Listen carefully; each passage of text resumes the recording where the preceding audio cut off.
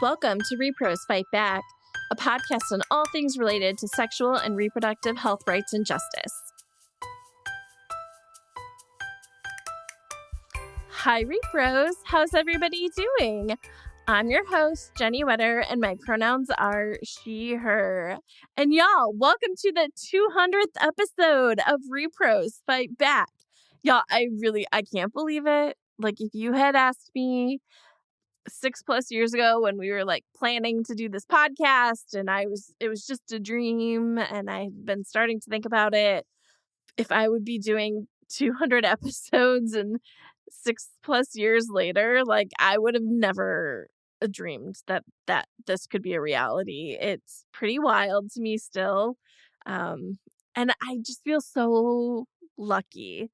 I know I've told the story about how I got really pushed and pulled into doing the podcast, but it is my favorite part of my job right now. I love hosting the podcast. I have gotten to talk to so many amazing people and had so many wonderful conversations about sexual and reproductive health rights and justice.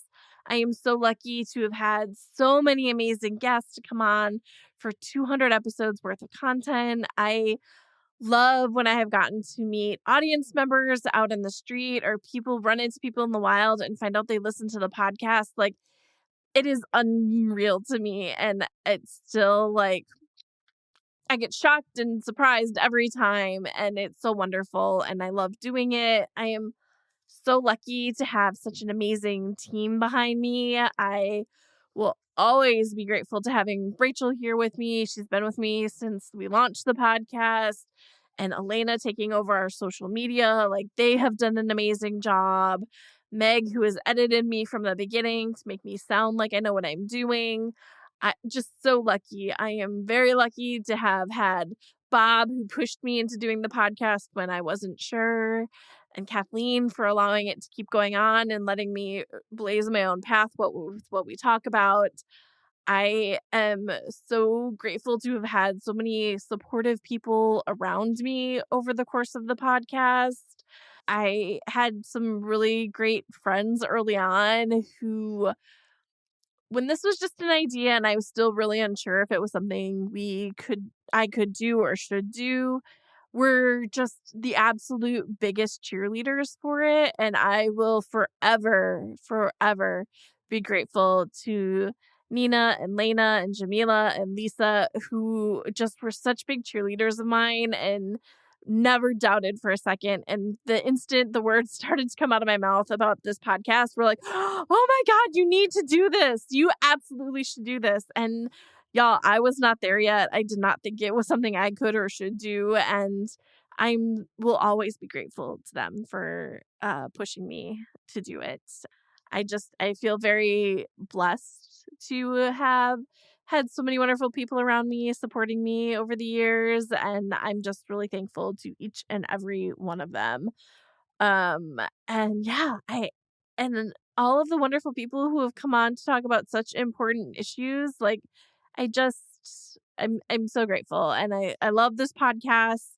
I am so grateful to each and every one of you, whether you have been with us for the whole 6 years, whether you joined us today. I'm very grateful that you have taken time out of your day to listen to us talk about sexual reproductive health rights and justice. And it makes my heart happy. And I could have never imagined 200 episodes ago that we would be in a multi-award-winning podcast. What?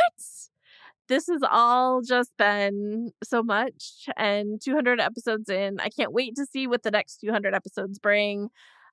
Because y'all, I love doing this podcast. I love getting to talk to y'all, and I love getting to talk to my guests. So let's keep that moving, right?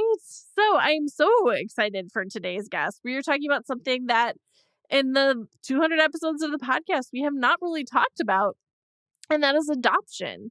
I am so grateful to have Dr. Gretchen Sisson on today to talk about her amazing new book, Relinquished, The Politics of Adoption and the Privilege of American Motherhood.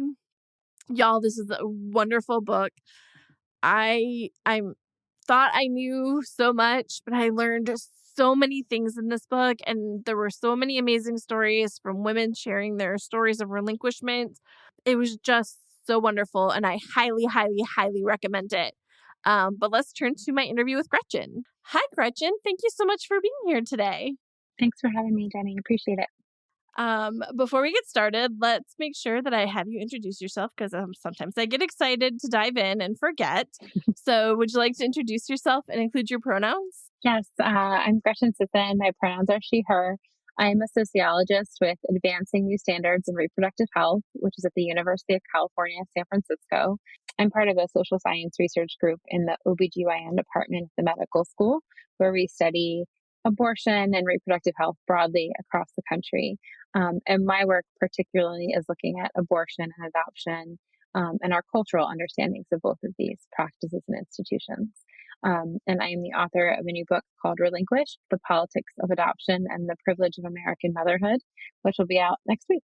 So you can always tell like how excited I am to talk to somebody because I like tend to just like jump over the introduction because I'm like, okay, let's just dive right into the thing.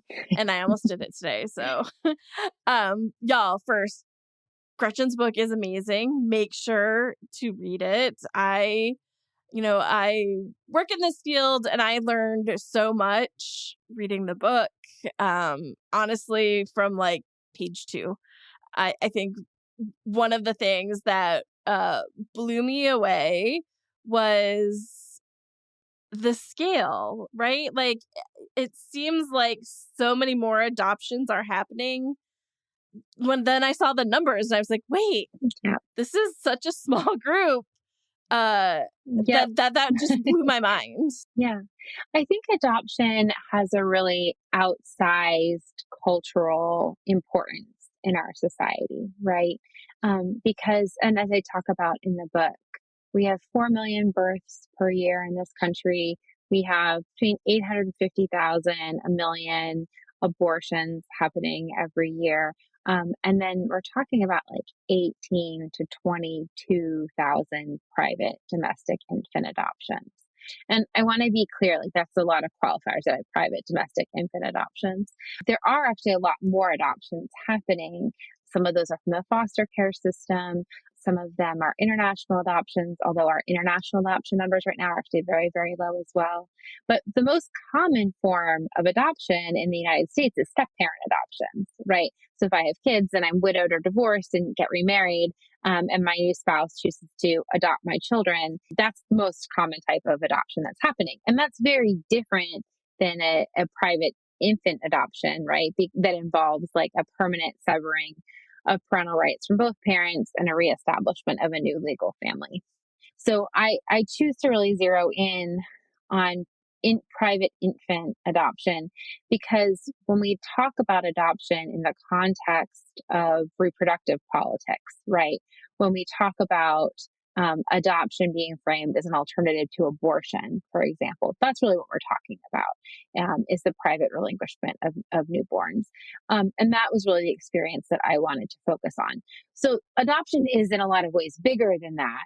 And it can look like a lot of different things, but I am particularly zeroing in on this newborn relinquishment. Again, showing my excitement. I like jumped all over this really like thing that blew my mind right away instead of following the format I was like planning.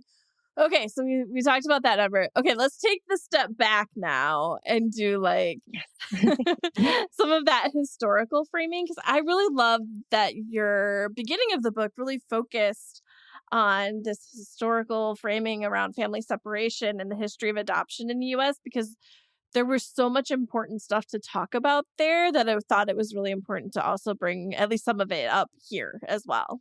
Yeah, I think it's important to understand that contemporary adoption, the way it's placed today, where again, you are permanently severing parental rights and then creating a new legal family, that way of practicing adoption is relatively new, right? So if you look back, it's really only about 100 and a little bit more years old that we've been doing that. But when you look back at the context of family separation throughout American history, that is much longer, right? And I go back and people don't understand how these things are related, but I truly believe that all of our systems of family separation are informed by prior historical moments of family separation. So I talk about enslaved people who are separated from their families. I talk about Native American tribes that had their children systematically removed. Because I think that this is all part of a longer conversation, a bigger conversation about how we understand parental love and bonds, who we decide gets to have a say in the raising of a child, and then more broadly, how we think about what it means to support families and the value that we see in keeping families together or not. And again, a lot of contemporary adoption practice evolves starting in the 19th century after there was a shift around sort of the value that we placed on parenting and having children at all, right? So before, I mean, for a certain class, this has always been true, but for most Americans, kind of before the early 1800s at least, you were having children because children were of economic benefit, right? You needed more workers in your home. You needed more people who could bring in wages from paid work outside the home. Children had an economic utility. My children today, anyone's children today, mostly have almost no economic utility, right? We don't have children because they are economically beneficial to our households. We have children because we as a society place a value on parenting. We place a value on children and childhood. And that shift, and sociologist Viviana Zolazar, she has written a lot about this in a fantastic book called Pricing the Priceless Child, about this shift toward the sentimentality and the value of parenthood that occurred. And since that shift, there have always been more people who want to adopt than there have been babies available, right? And so this idea that there are so many children out there in need of homes, so many babies out there in need of homes, particularly available through private adoption, is just not true, right? There is such a high demand for babies and such a low supply that market force shapes a lot of how we practice adoption today. That was such an interesting part of your book when you got into some of the practices that adoption agencies were using. But like, okay, we're going to put a pin in that because we'll come back to that later. Okay. But I also thought it was really important because I think now that we're in this like post Dobbs landscape, like seeing like how some of that could impact adoption, and like so that led me to like looking to how pre-Roe some of the things were happening. Not to say that we're going to get back to that, but it was just interesting to watch that shift and some of the more modern shifts in the ways that adoption was taking place. Yeah, I mean, I think that the ways that adoption is marketed have shifted a lot, right? When you look back at the baby scoop era, which is sort when we define kind of between the end of World War II and the decision in Roe v. Wade, so throughout the late 50s, 60s, and really early 70s.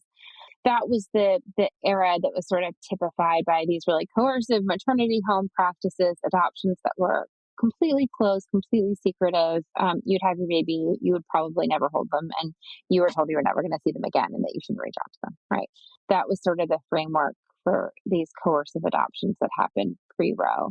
But Roe v. Wade did have a meaningful impact on the number of infants that were available for adoption pretty significantly. And by the early 90s, you were seeing comparably relatively few American women that were relinquishing their infants. So that contributed to a couple of things. One, contributed to the pretty dramatic increase in international adoption that we saw throughout the 90s. That if American women aren't going to be relinquishing their babies, then foreign women might. So that was a lot of what we saw in the 90s and kind of peaked in 2004 and then fell pretty quickly. But the other thing that it contributed to was kind of more aggressive marketing around adoption for American women. And the way that looks today, because again, this is a supply and demand system, right? Demand is very, very, very high for babies. Supply is really quite low. So they put a lot of money into marketing adoption for pregnant people that are in a vulnerable place. So, one thing I talk about in the book is this geofencing, right? Where if you have your phone and you go to an abortion clinic, you're going to start to get ads for adoption agencies. Your addicted and you go to a methadone treatment center and you have other searches on your phone that indicate you're pregnant, you're going to get ads for adoption agencies.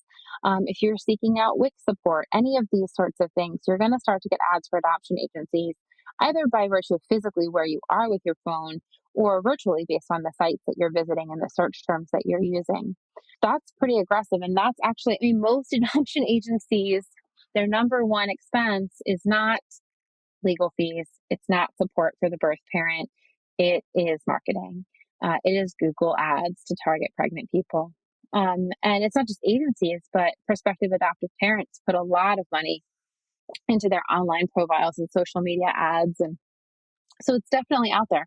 This is it's a big shift that's happened in the last 10 years for how agencies are reaching out to pregnant people. Yeah, I found that geofencing story like really shocking. And I shouldn't have, but like Yeah, it it's was super still creepy. shocking and creepy. Yeah. Yeah, yeah.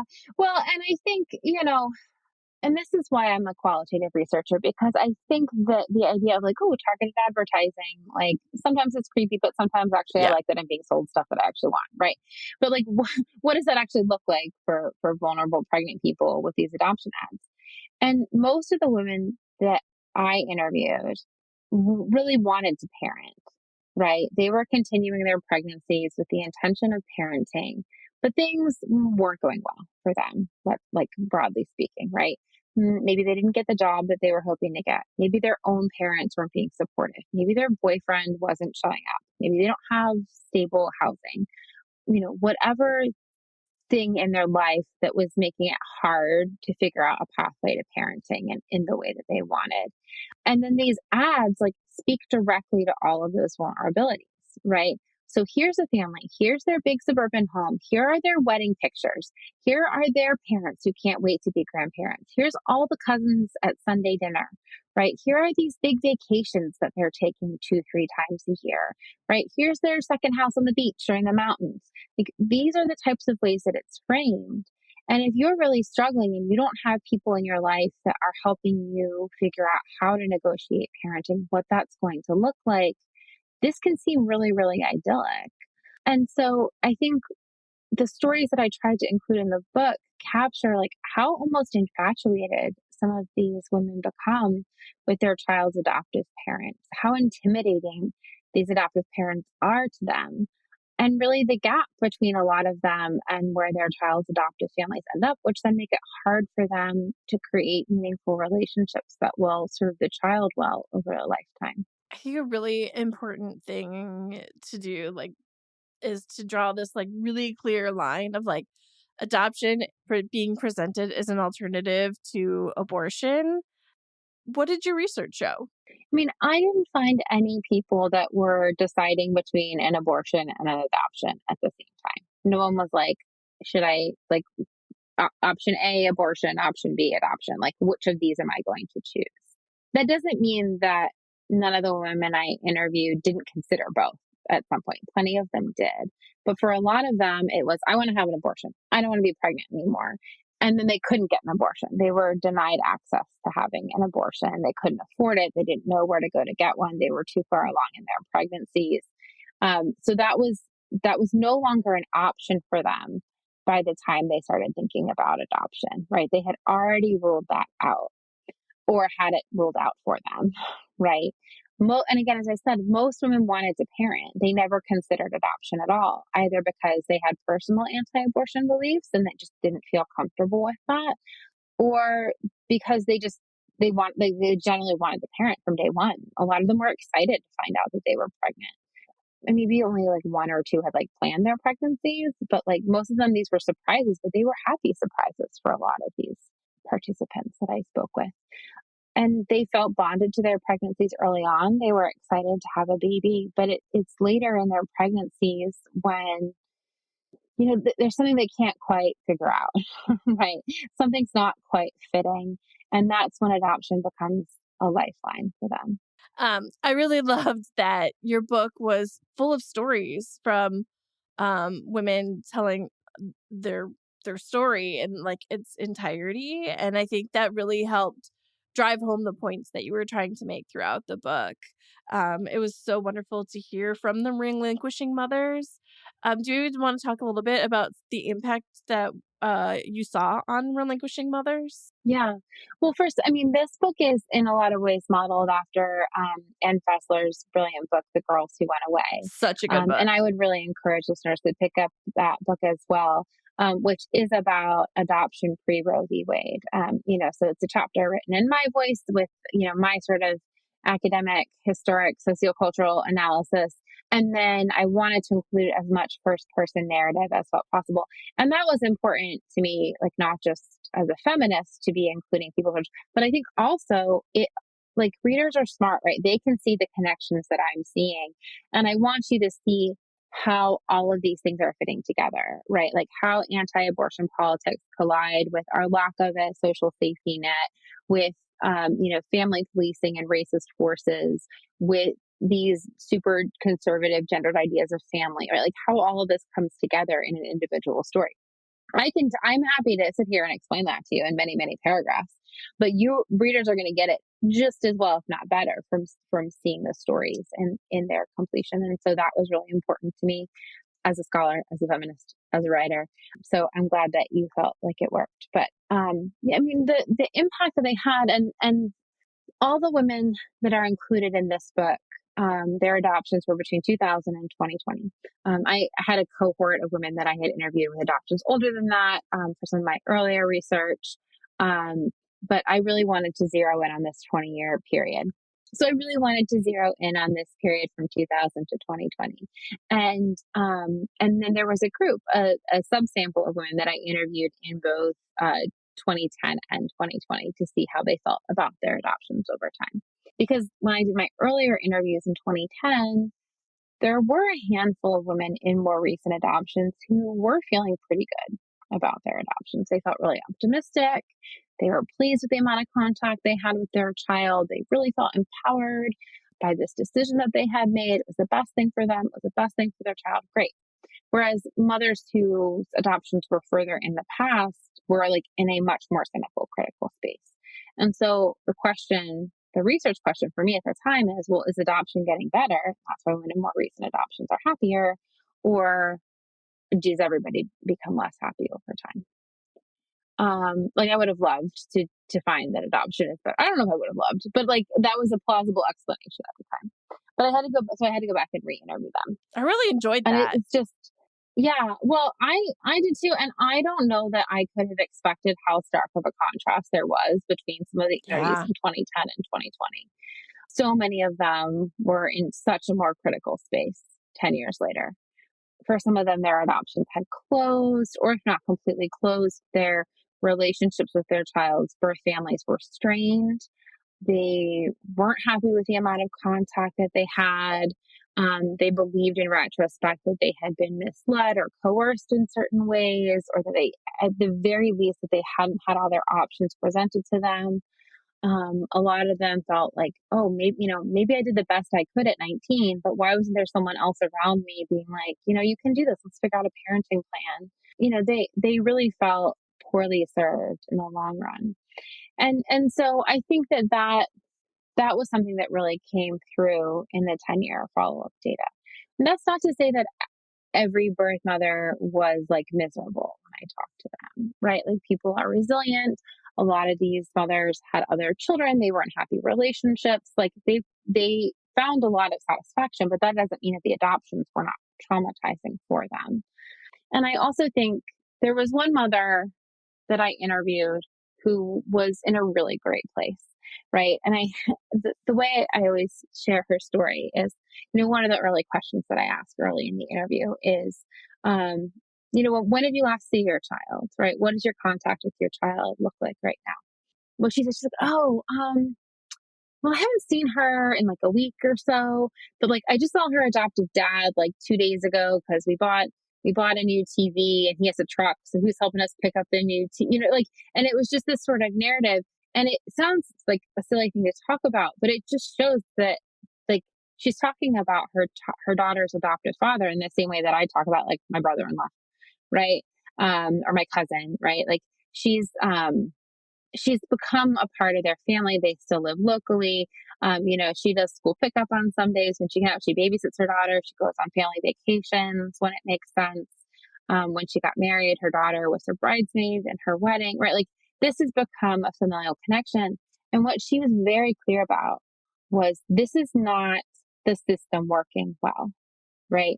We came to this place because we are a good fit, because we love each other, we respect each other. We did not get support from our agency in figuring this out.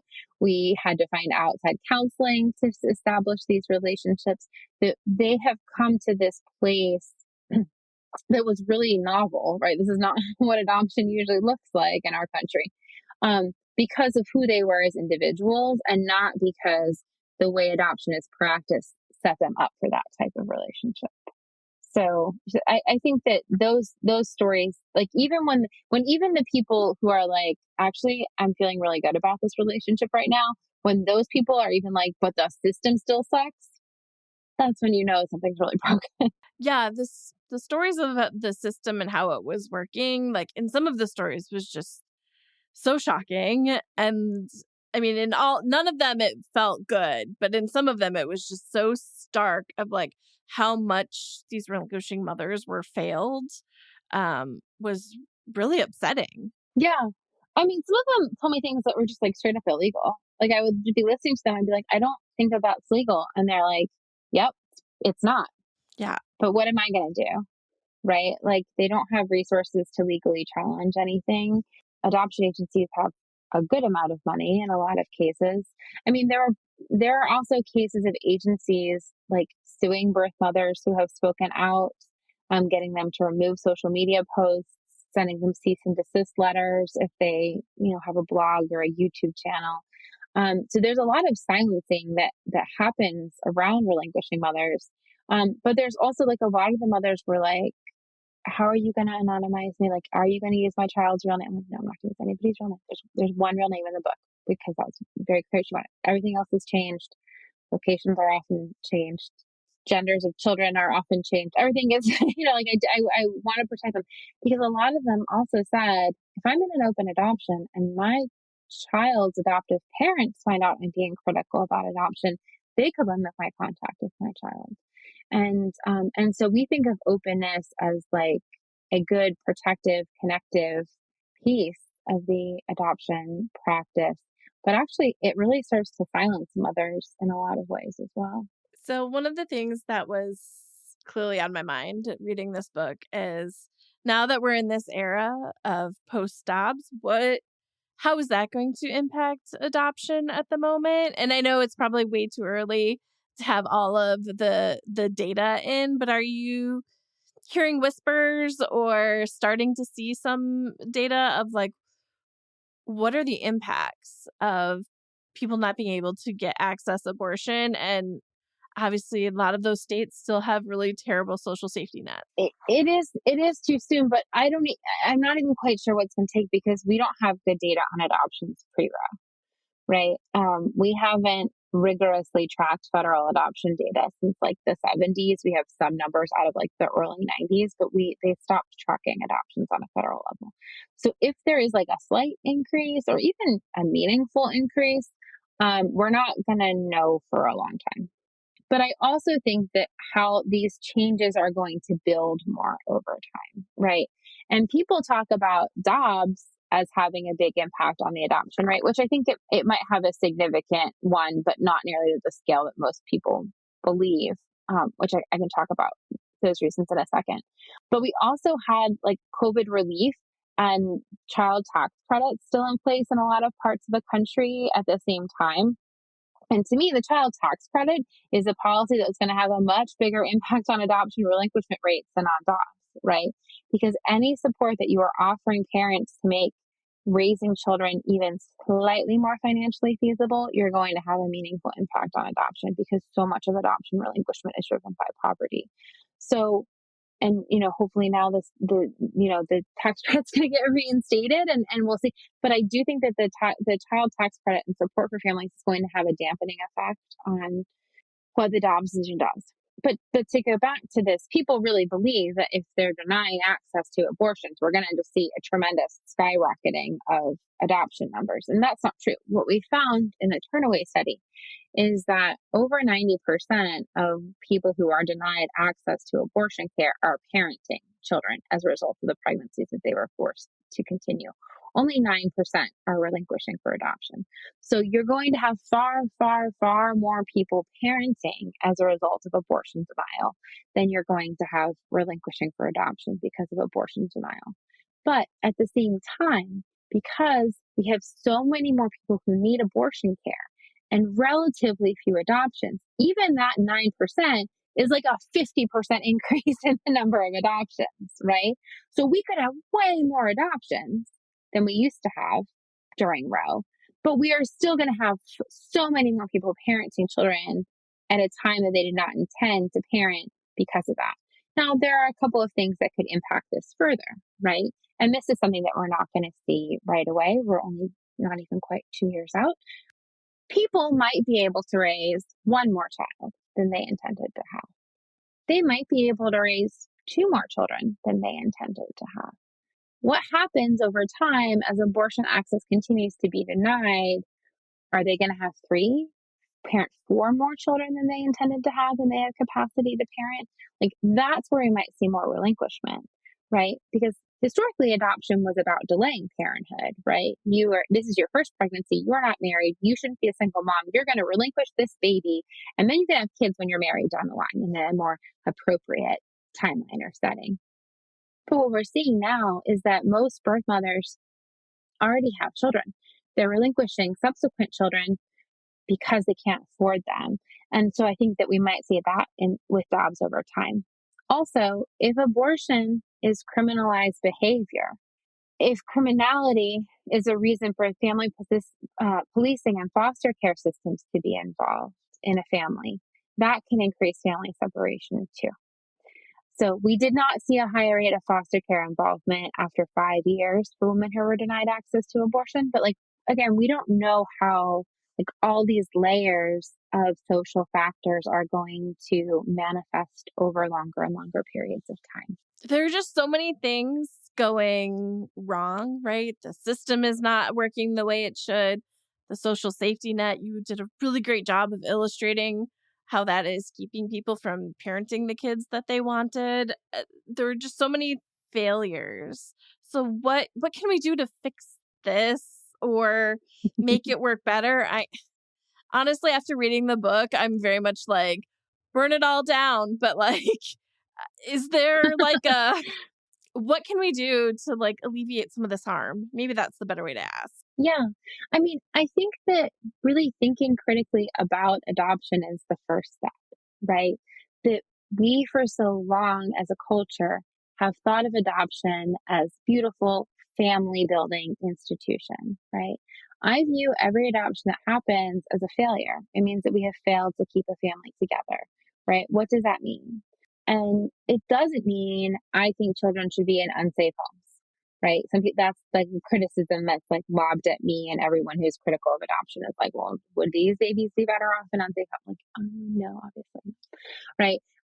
But I think of one mother that I spoke with, and she was older. This wasn't a research interview. It was just a conversation that we were having kind of about my work. And she's like, well, my adoption wasn't the result of poverty. I was just 16 years old, and my home wasn't safe to bring a baby home to. And I'm like, okay, was it safe for you as a 16-year-old? And she's like, oh no, of course not. I was like, okay, then we've already failed, right? We've already failed to give you safe circumstances to live in. And I think that is what it's about. It doesn't mean that we're going to be able to keep every family together in the short term, but it does mean that we need to look at the forces that are separating families, that are leading to the relinquishment of children, to really reconsider where we should be investing. And we spend a lot of money on adoption. I mean, not just federal adoption tax credits, $16,000 per adoption, right? But we also have state subsidies for foster care adoptions. We put taxpayer money into crisis pregnancy centers that often partner with adoptions. Texas is putting millions and millions of dollars into a pro-adoption marketing campaign, right? we already spend a lot of taxpayer dollars on adoption as a system, whereas a relatively similar comparable investment could prevent all that from happening in the first place, right? And so it's a question of priorities about where we are spending. And I think the more progressive place to spend our dollars is not on promoting adoption, but on keeping families together. And there are, from like the reform versus the burn it down perspective, like I think that there is so much that could change about how we practice adoption that is really important. How it's marketed, how it's sold, I mean, gosh, there's a bill right now in Congress just to track adoptions, collect data on this. Like, as a researcher, I'm like, yes, please. Like, we just need to know the scale of what we're talking about. So, there's plenty of policy that could be enacted here that won't necessarily expand the scope of the adoption industry, that I think is really valuable. But to me, those types of reform questions are far less interesting than thinking about how we're supporting families in the first place. Yeah, I think one of the stories that was, like, super heartbreaking, I think it was, like, early in the book where the woman was like, "If I had, like, 2 or $3,000, I could have parented instead of relinquishing," and, like, that's just devastating. Yeah, and I get pushback, right, from people who are like, "Takes more than $2,000 to raise a kid, for sure." And the answer is yes, right? Of course it does, of course. But it's not, "I need $1,000 so that I can raise my child to age 18." It's, "I need $1,000 to get through this immediate crisis right Yeah. now that is going to push us towards separation." You know, millions of American families live in poverty. They live from paycheck to paycheck. They have food insecurity. They don't have stable, safe, sanitary housing, right? Like, millions of families are already in that space, right? But they have their children. They can keep their children. Not, again, gosh, not all the time, for sure, because especially if they're not white, right? Because family policing is so real. And I'm not trying to diminish that. So there are so many things that are going wrong right now. Or just like the system isn't working the way it should, the social safety net. You did a really great job of explaining in the book how that is keeping people from parenting the kids they want. So there were just so many failures. What can we do to fix this or alleviate some of the harm that we're seeing? Yeah, so there are a number of federal bills now that are up, um, that are looking at ways of kind of introducing more ethical practice or less, harm reduction practices within the system. So, I mean, the most basic one is just gathering data statistics on adoption. We don't have good federal counts for adoptions right now. Another is limiting the ways that adoption can be marketed, making it so that unlicensed providers cannot be marketing adoption across state lines. So there's a couple of pieces there that I think could be productive. But what I am most interested in is really thinking about policies that will allow us to keep families together. And the nice thing about this is that I think they're about adoption, but these policies are really just about supporting the millions of American families that are living in poverty already, right? So family preservation policy just looks like housing accessibility, living wages, food assistance, the child tax credit. All of these pieces are going to go a really long way in making parenting more tenable for people who want to keep their children, which again is most of the women I spoke with. And so I think that those policies that just reflect our basic ability to provide a social safety net and care for people in this country, those are the types of policies that are also going to keep families together. Yeah, what really struck me is the story you had early in the book, where it was one of the relinquishing mothers talking about how, if she just had a couple $1,000s at that time, she would have been able to um, not relinquish. And like, that's just devastating to think something so small could have made such a huge difference. Yeah, and I think that, people have really questioned that story and been like, well, does it really just take $1,000 to raise a kid? And the answer is like, no, of course not. Right? It takes far more than that, right? There would have been a need for kind of ongoing support, in the form of all of the things I just mentioned. Um, but what they're talking about when they give these relatively low numbers, $1,000, $2,000, most of them were in that range. Some of them were even less. They're talking about the the amount that they would need to get through the immediate crisis that they were facing at the time that a decision needed to be made, at the time that a plan needed to be put in place. So it's really about getting into safe housing quickly, right? Having the ability to have a safety deposit to get into a new apartment, having the ability to buy a crib and a car seat so that this feels a little bit more manageable and tangible. And I think that those are the sorts of things that they were lacking the resources for at the time, either at the end of the pregnancy or right after the baby was delivered. Things that would have just made it feel more immediately possible. And then they could get into this space of sort of everyday American parenting and poverty struggle. And I'm not trying to minimize that. All right. I'm just saying that a lot of people are there. A lot of people are already there. And again, they would have needed some larger scale help over time. But that $1,000 number is what they would have needed to keep their child. Yeah, I think the other one, and this might have been the same person, I can't remember, um, was like trying to get into housing, Yeah. and there was like such a long wait. And then she talked to a friend in a different part of the state and they got in much quicker. So, like, just hearing things like that of how the social safety net in the system was just not being as supportive in the ways that could have been helpful at the right time. Right. And getting housing for yourself as an adult is one thing, but getting housing for yourself and a baby is another thing that can be an added challenge. And in contrast to that, some agencies will provide housing support and make that really easy. Um, and some agencies will provide reimbursement for housing, or they'll help someone get settled into an Airbnb or a temporary apartment. Some will relocate them. Some agencies have dorms, right? And they will relocate mothers from across the country to their state where their agency is to live in their dorms. And if you're really struggling with housing, or you don't have a safe living environment, that is a real lifeline. But what it also does is it creates a sense of obligation for a lot of the mothers that I spoke with, right? And some agencies, this was overt. After the baby was born, it was like, oh, well, if you decide to keep this baby, you know, you need to pay us back for your housing, right? And for some, it wasn't that coercive, but it was, well, I felt like I owed this family my baby because the agency had helped me get housing. And for agencies that relocate mothers, it can really pull them away from any support that they do have, right? So even if it's not a lot, right? Even if it's not insufficient in their own community for them to keep their children, the agency can really isolate them in a lot of ways. And that has echoes of like the pre-Roe maternity homes, right? Where when you move someone away from their home and make them feel really geographically dislocated from everyone that they know, and or if they are on a housing wait list and they leave the state and they're no longer a resident of that state, they can lose their spot in line for housing. So there's a lot of layers to this, and where they can find support and what strings are attached to different types of support.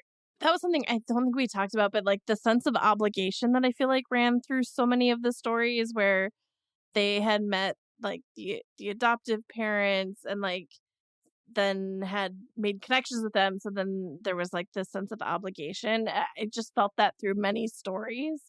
As that some was kind of this thread that came through in many of them. Yeah, I there was one story that I think I included this in the book, um, where the mother went and had dinner with the prospective adoptive parents and their son. They had a 3 or 4 year old already, and he was drawing Yeah. pictures of her with his baby brother in her belly, right? And so she feels not just an obligation to the adoptive parents, but to this whole family, to this small child who's eager to be a big sibling, right? And I think that reflects the ways that almost everything, when people talk about ethical adoption practice, right, almost everything is a double edged sword, right? Because birth mothers being able to pick out the parents is better than them not being able to pick out the parents, right?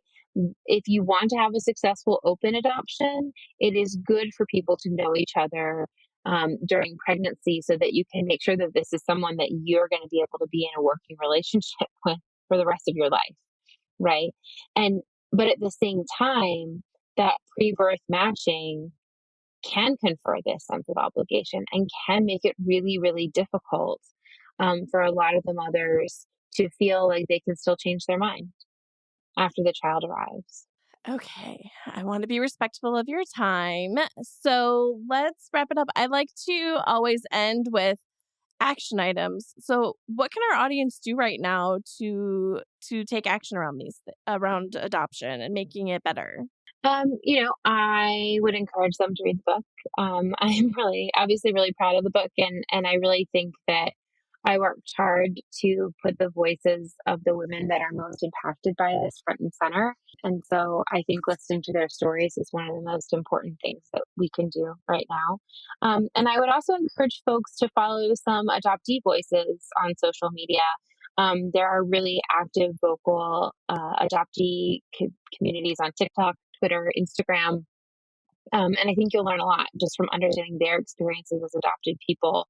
And they do a lot to push back on the idea of adoption as necessarily this path to a straightforwardly better life.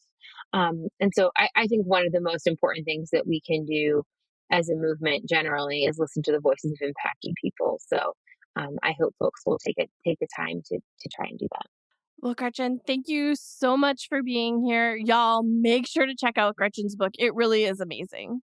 Thank you, Jen. Okay, y'all, I had a wonderful time talking to Gretchen about all things related to adoption and her fantastic book, Relinquished, The Politics of Adoption and the Privilege of American Motherhood. We'll have a bookshop link in our show notes that you can go and buy it from your favorite independent bookstore. And with that, I will see y'all in 2 weeks. If you have any questions, comments, or topics you would like us to cover, always feel free to shoot me an email. You can reach me at Jennie, Jennie, at reprosfightback.com, or you can find us on social media. We're at Repros Fight Back on Facebook and Twitter, or Repros FB on Instagram. If you love our podcast and want to make sure more people find it, take the time to rate and review us on your favorite podcast platform. Or if you want to make sure to support the podcast, you can also donate on our website at reprosfightback.com. Thanks all.